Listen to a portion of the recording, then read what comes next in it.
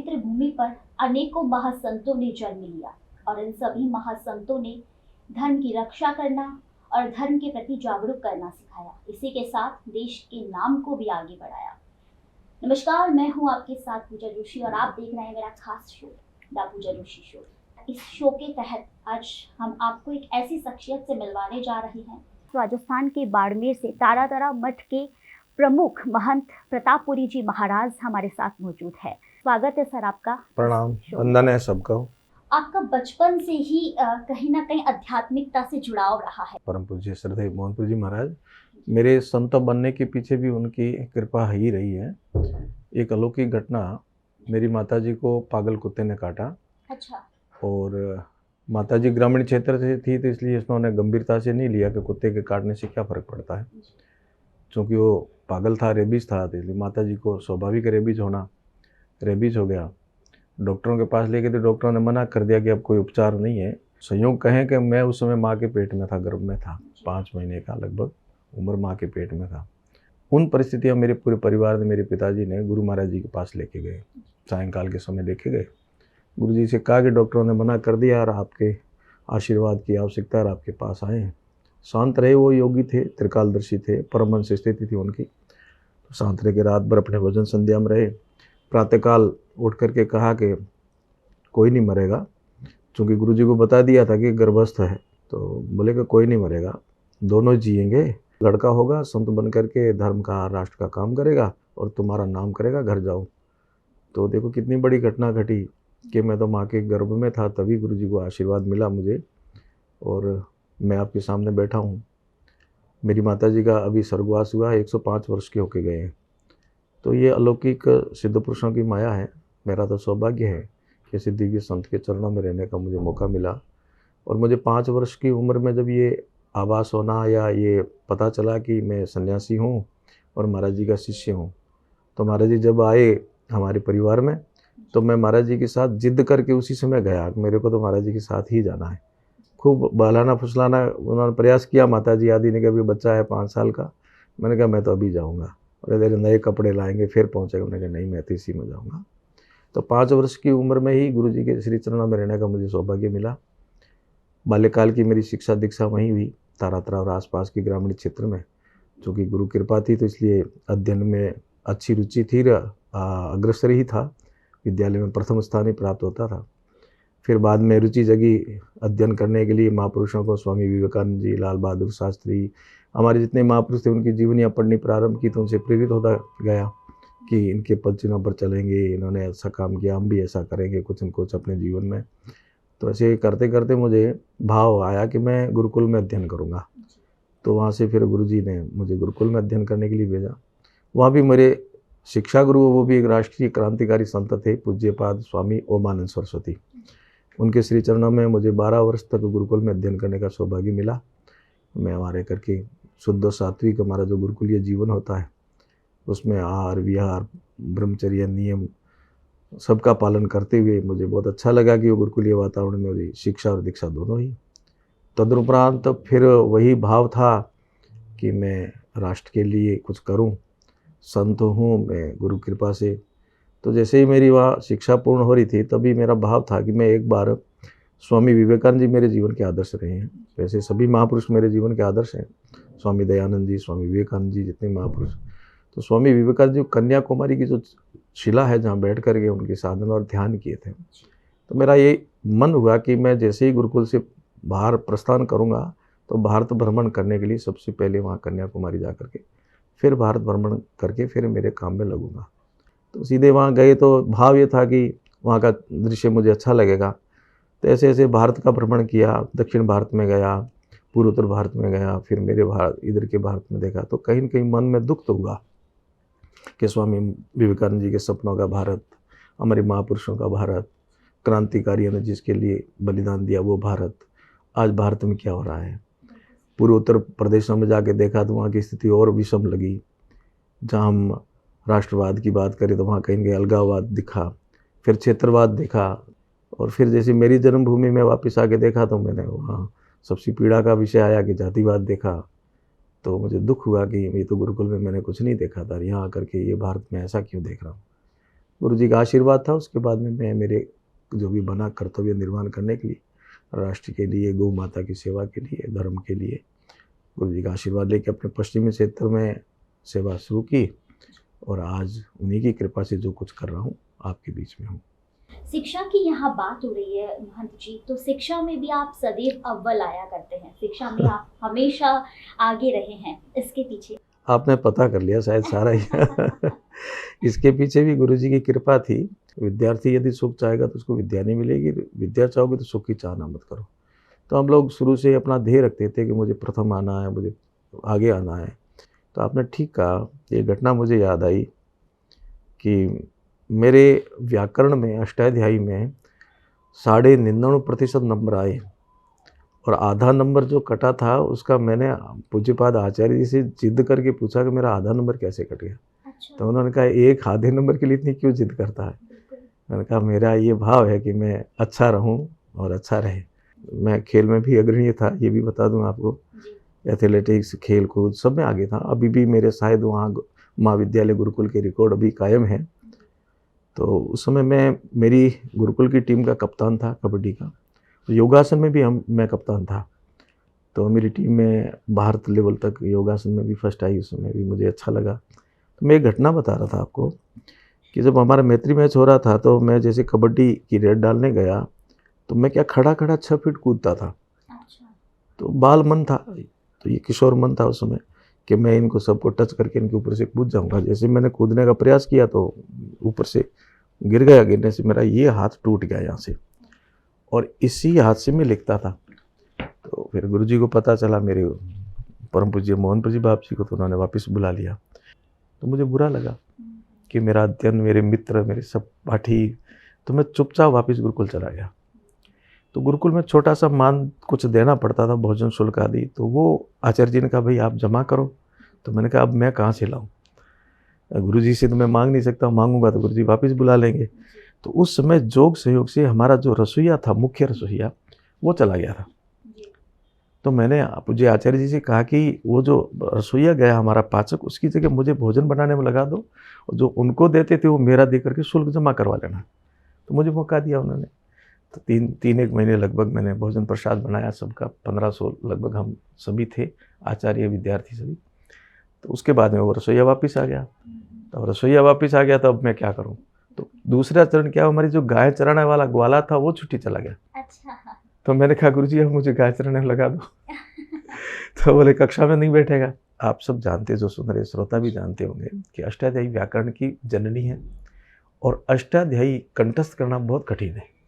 तो उस पर इनाम था, पारितोषिक था कि ये विद्यार्थी जो भी स्मरण करके आएगा, वार्षिक उत्सव पर सुनाएगा तो उसको सब इनाम दिएंगे। तो मैंने कहा मैं गाय चराते चराते उसको याद कर लूँगा।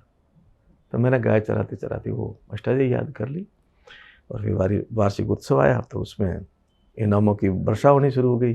तब से मेरा भाव था जो छात्रवृत्ति मुझे मिल रही थी मैंने अन्य छात्रों को देनी शुरू की। तो ये गुरु जी का ही आशीर्वाद है कि अध्ययन में, खेल में, सेवा में भाव जो है शुरू से अच्छा बना हुआ, अभी भी बना, तो उनकी कृपा से ही है। भले ही आपके गुरुदेव ने आपको तप करना, जप करना, सब कुछ सिखाया, लेकिन संघर्षों का वो दौर कैसा रहा आपका? कैसे क्या संघर्ष आपने बचपन में किए और आज यहाँ तक पहुँचे उसका सफर? संघर्ष मैं जहाँ तक अनुभव कर पाया वो निखारी लाता है और संघर्ष करना भी जरूरी है।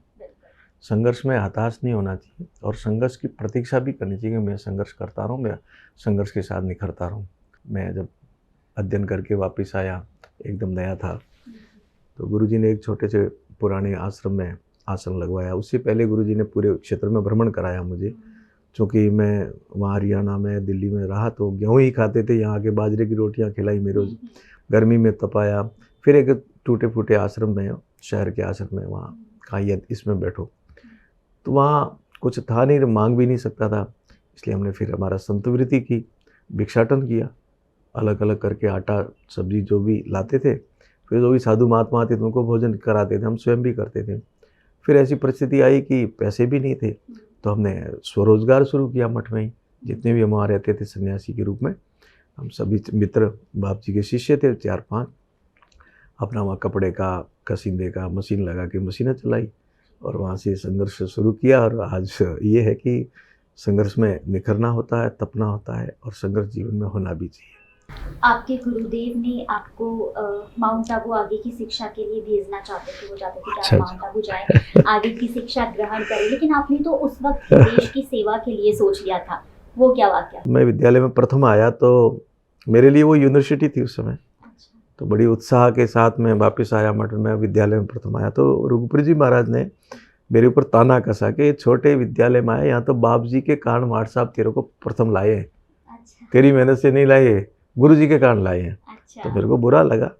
तो बोले तू इतना होशियार है, देख हमारी बड़ी स्कूल है पास में, लीलसर गांव है, वहाँ फर्स्ट रहा। तो मैंने जिद करी, मैंने लीलसर में एडमिशन कराओ, तो मेरा प्रवेश वहाँ कराया, वहाँ भी प्रथम आ गया। अरे वाह। फिर रुखबीर जी बोले ये तो ग्रामीण है, शहर की स्कूल में प्रथम आओ तो मानो। तो मैंने फिर गुरु जी से कहा मैं शहर में प्रवेश दिलाओ। तो शहर के विद्यालय नंबर 3 बाड़मेर में, उसमें प्रवेश दिलाया, तो वहाँ भी प्रथम आ गया। पूरे विद्यालय में कि ग्रामीण क्षेत्र का बच्चा है कौन है, पूरे विद्यालय में प्रथम आ गया।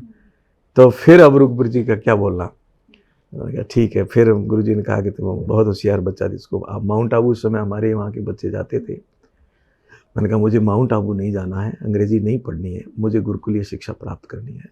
मुझे अच्छी पुस्तकें हाथ में लगी थी, मेरे जीवन के आदर्श थे कि मेरा सौभाग्य है कि मैं गुरुकुल में गया फिर अध्ययन करने के लिए। 2018 से आपने अपने राजनीतिक सफर की शुरुआत की, उसके बाद का कैसा क्या दौर रहा? आचार्य उमानंद जी महाराज को भी लगा कि विद्यार्थी कुछ कर सकता है, तो चूँकि मैं वहाँ से निकल कर वापस आ गया, हमें वहाँ संकल्प दिलाया था श्रावणी पर्व पर कि जीवन को राष्ट्र के लिए समर्पित करने वाले कितने विद्यार्थी हैं, खड़े होते हैं। तो गुरु जी का एक नियम था कि श्रावणी पर तभी भोजन करते थे स्वामी उमानंद जी जब उनमें से विद्यार्थी 12 महीने में श्रावणी पर्व पर कोई खड़े होकर राष्ट्र के लिए अपने जीवन को समर्पित करें, तभी भोजन करते थे। तो मेरा सौभाग्य मिला, श्रावणी पर मैंने संकल्प लिया, संकल्प कर दिया, संकल्प करके वापस मठ में आ गया। तो गुरु जी पीछे आए, स्वामी उमानंद जी पूज्यपाद, कि आपने संकल्प लिया, इतनी बड़ी संस्था ये संभालो, यहाँ काम करो। मैंने कहा गुरु जी, जननी जन्मभूमि स्वर्गादपि गरीयसी, करूँगा वही संकल्प आपके सामने लिया, पर मेरे क्षेत्र में यहाँ कौन करेगा, इस पश्चिमी राजस्थान में, इस क्षेत्र में मेरा कर्ज है। तब उन्होंने आशीर्वाद दिया कि ठीक करो। फिर मैंने पूरे क्षेत्र में अपने स्वविवेक से जितना भी प्रारंभ किया, सबसे पहले गौ माता की कृपा हुई, गौ माता की सेवा करने का मुझे सौभाग्य मिला, और क्षेत्र में धार्मिक, नशा मुक्ति, युवाओं के लिए संस्कार शिविर, सामाजिक कार्यक्रम, ऐसे दिन रात एक जुनून के साथ, एक लक्ष्य के साथ, एक भावना के साथ, उबाल के साथ लगे रहे। स्वर्गीय वृद्धि सिंह जी उस समय MP भी थे, उनने कहा आप राजनीति में, फिर कर्नल सोनाराम जी भी ने भी कहा 1-2 बार। उन्होंने कहा नहीं, मेरा सेवा का भाव है, मैं इसलिए कर रहा हूँ, राजनीति के लिए मैं नहीं कर रहा हूँ प्रयास, न मैं ये इतना कार्यक्रम कर रहा हूँ। परंतु 2018 में पोकरण के लिए विशेष परिस्थितियां मुझे जाना पड़ा। 199 सीटों की घोषणा हो चुकी थी राजस्थान की, और केवल पोकरण को पेंडिंग रखा था कि पोकरण में किसको लड़ा है। जब तक कोई विकल्प नहीं है, या तो महाराज हाँ करे या नहीं तो फिर दूसरा देखेंगे। तो फिर लास्ट में मैंने कहा इदम राष्ट्र इदम न मम, राष्ट्र को मेरी राजनीतिक दृष्टि से सेवा करनी है तो मैं तैयार हूँ।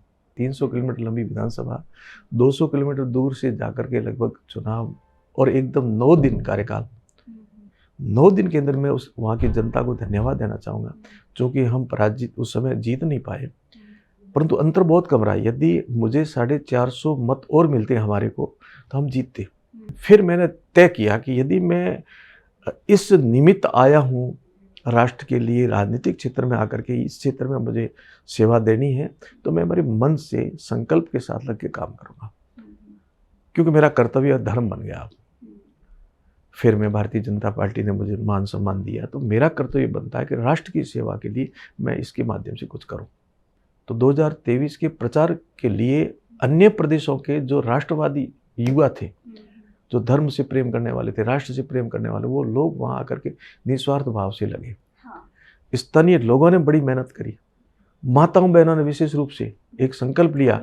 मैंने कहा माताओं बहनों से कि 12 बजे से पहले आपका मतदान, सबसे पहले मातृशक्ति का मतदान जाना चाहिए। माताओं ने वही किया।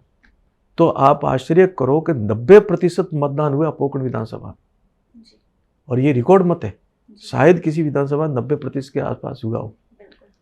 और सब होते होते लगभग 36,000 से कुछ ऊपर 37,000 के आसपास मतदाता ने विजय श्री दिलाई भारतीय जनता पार्टी को। 70,000 के सामने 2,23,000 मतदाताओं में से 37,000 की जीत लाना, ये मैं मानता हूँ संकल्प शक्ति थी वहाँ के स्थानीय लोगों ने। अब मेरा कर्तव्य बनता है कि जिन जनता ने मुझे इस प्रभाव से जिताया, ये जीवन जाना है, क्यों ना मैं सकारात्मक और अच्छे कामों में लगाऊं। और राष्ट्रीय यज्ञ में मुझे मौका मिला है, राजनीति के क्षेत्र से मिला है, तो मुझे करना। और राजनीति सेवा का विषय है, और आप त्याग के साथ सेवा करोगे तो अमर हो जाओगे। तो वो भी समझे कि बात तो सही करे, मैंने कहा आप सौभाग्यशाली, किसी की सेवा करने का आपको मौका मिला, तो आप तो ये सोचो मुझे मौका मिला, ऐसा मत सोचो कि फंस गए हैं या आप वहाँ चाहना और भोग लेके आओगे राजनीति में, तो फिर मामला वो नहीं होगा जो चाहते हैं। ये स्वर्णिम युग आ गया भारत का। इस समय भारत विश्व गुरु बनने की तरफ अग्रसर हो रहा है। क्या हमारी भूमिका तय नहीं करनी? हमें नहीं करेंगे तो 100 साल बाद क्या होगा? इस समय वर्तमान युग के सब कुछ हमें, हमारे पुरखे जो हुए वो इस समय वापस आकर के नहीं संभालेंगे। इस समय हमें संभालने के लिए देके गए कि तुम्हें संभालना है, हम आने वाली पीढ़ी को देके जाएंगे। तब तो ये देश महान बना है और बनेगा। अच्छा है, सभी संतों के अंदर अच्छा भाव है, राष्ट्र के अंदर राष्ट्रभक्ति जगी है।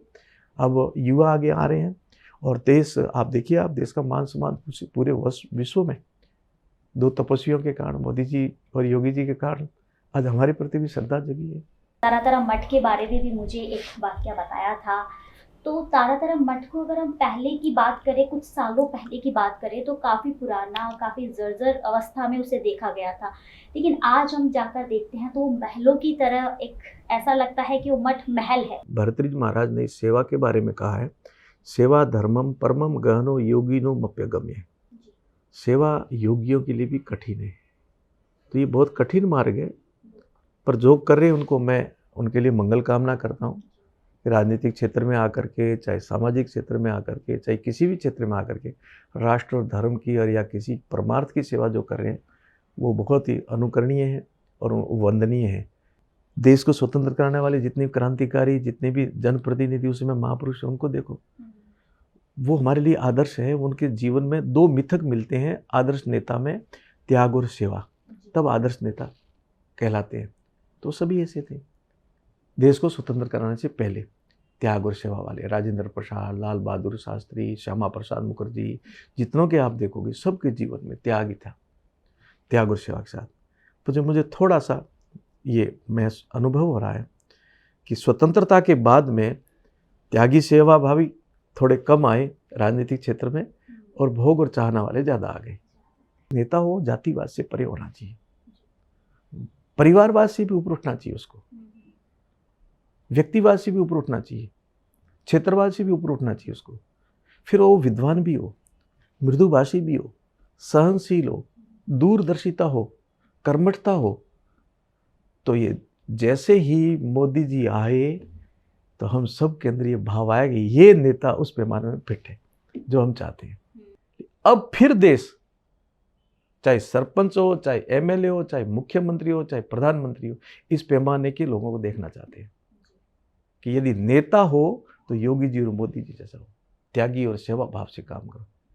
तब वो लोगों के अंदर भाव आएगा, अरे संत तो ठीक करे, योगी जी भी संत है या मोदी जी भी संत है, तो संतों के प्रति भी भाव ऐसा बना है। पर मैं संतों से आग्रह करूंगा और मेरा विनम्र निवेदन है कि ये कठिन मार्ग है, और जो हम विश्व गुरु थे, संतों के, विद्वानों के बलबूते पर ही थे, भारत विश्व गुरु बना था। तो पुनः भारत को विश्व गुरु बनाने के लिए हम सबको संकल्प लेना है। और मठ और मंदिरों में 2 काम है, ईश्वर आराधना और विद्यार्थी अध्ययन। विद्यार्थी अध्ययन होने चाहिए, वहां अखाड़े होने चाहिए विद्यार्थियों के लिए। विद्यार्थियों के लिए शारीरिक, मानसिक और आध्यात्मिक तीनों उन्नति कराने के केंद्र हमारे मठ होते थे, हमारे मंदिर होते थे। पुनः इस प्रकार करना पड़ेगा तो राष्ट्र के अंदर जागृति आएगी, राष्ट्र विश्व गुरु बनेगा।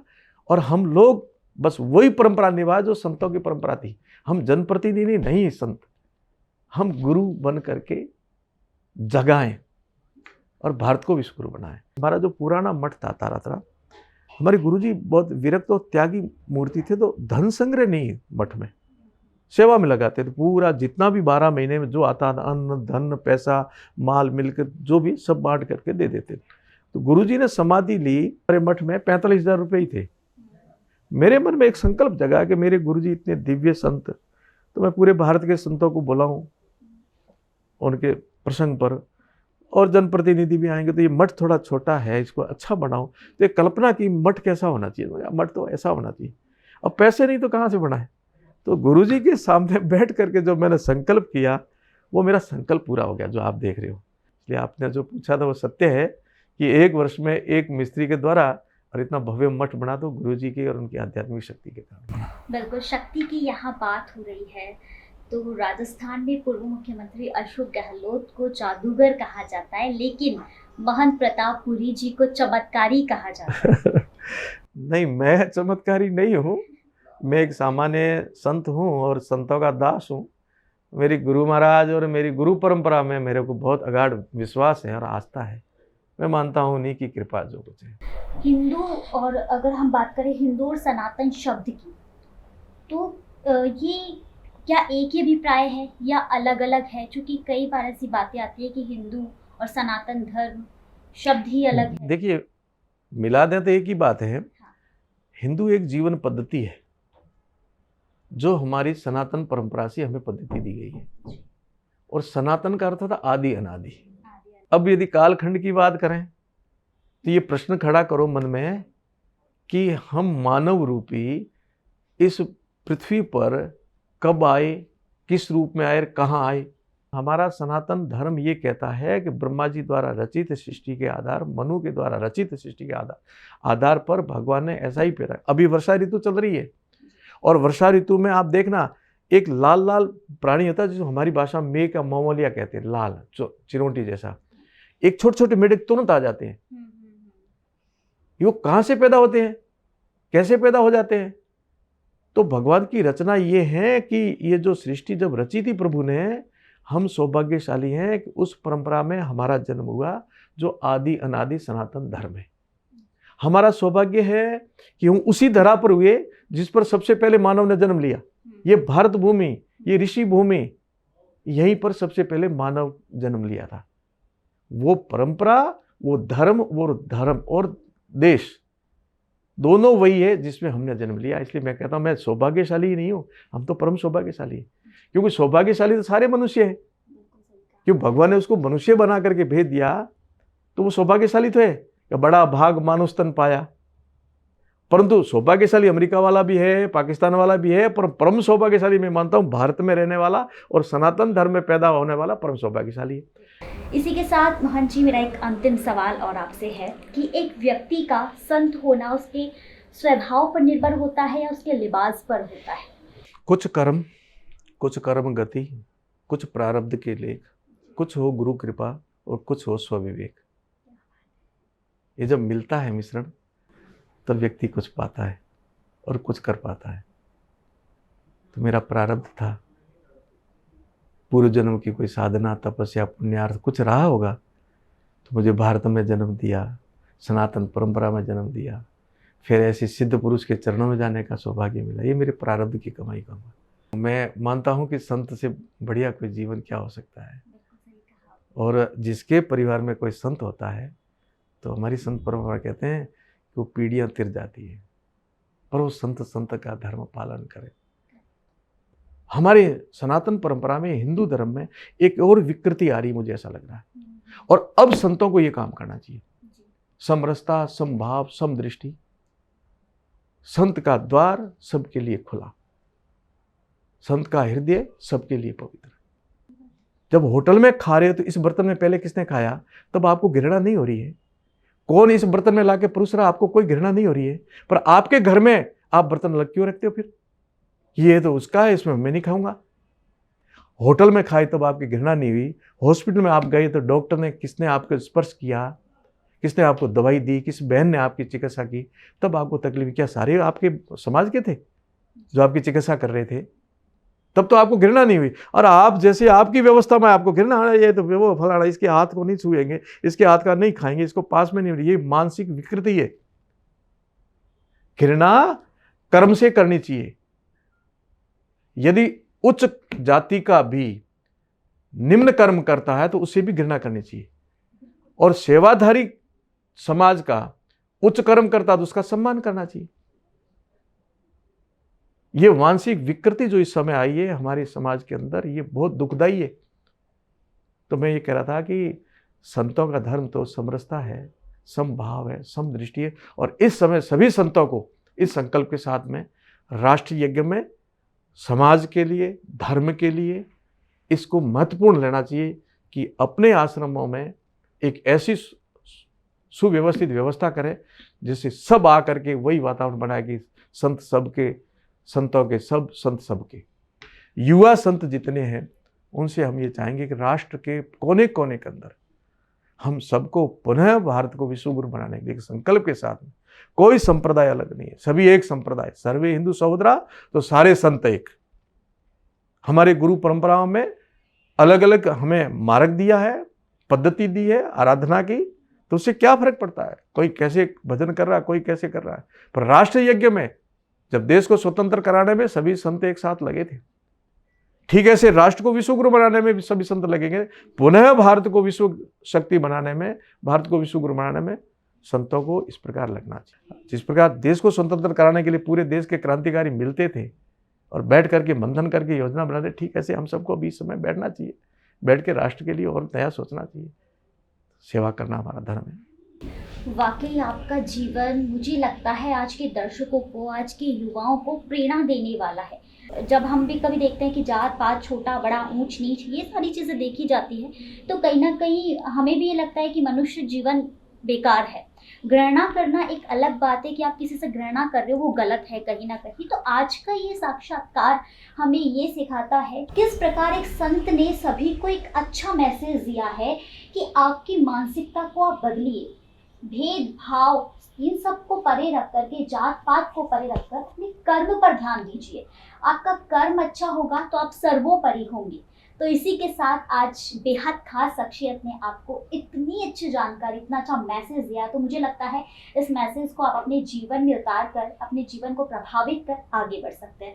बहुत बहुत धन्यवाद महंत जी आपका इस साक्षात्कार में जुड़ने के लिए और इतनी अच्छी जानकारी हमारे दर्शकों को। मैं आपका भी आभार और आपको भी धन्यवाद दूंगा, मंगल कामना भी करता हूँ कि आपके चैनल के माध्यम से मेरी भावना की अभिव्यक्ति सार्वजनिक करवाई, और दर्शकों को, श्रोताओं को भी मैं हृदय से साधुवाद करता हूँ। सेवा सर्वोत्तम मान करके सेवा में लगें। मैं पुनः आप सबका आभार व्यक्त करता हूँ। वंदे मातरम, जय श्री राम।